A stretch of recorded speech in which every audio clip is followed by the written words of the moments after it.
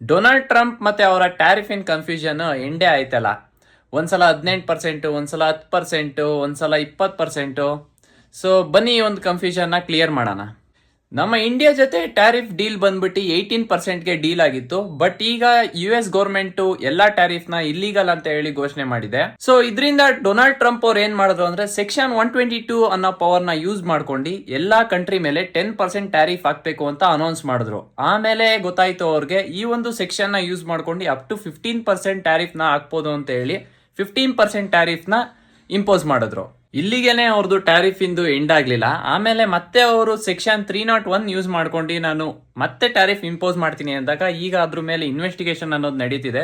Next 150 days ಆದ್ಮೇಲೆ ಆ ಒಂದು ಸೆಕ್ಷನ್ ನ ಯೂಸ್ ಮಾಡ್ಕೊಂಡು ಯಾವ ಕಂಟ್ರಿಗೆ ಎಷ್ಟೆಷ್ಟು ಟ್ಯಾರಿಫ್ ಬೇಕು ಅಷ್ಟನ್ನ ಇಂಪೋಸ್ ಮಾಡ್ಬೋದು. ಬಟ್ ನಮ್ಮ ಇಂಡಿಯಾ ಜೊತೆ 18% ಡೀಲ್ ಆಗಿರೋದ್ರಿಂದ ಈಗ ಸ್ವಲ್ಪ ದಿನಕ್ಕೆ 15% ಕಟ್ಬೋದು. ಆಮೇಲೆ ಈ ಒಂದು ಸೆಕ್ಷನ್ ಏನಾರ ಜಾರಿಗೆ ಬಂದ್ರೆ ಮತ್ತೆ 18% ಆಗೋ ಚಾನ್ಸ್ ಇರುತ್ತೆ.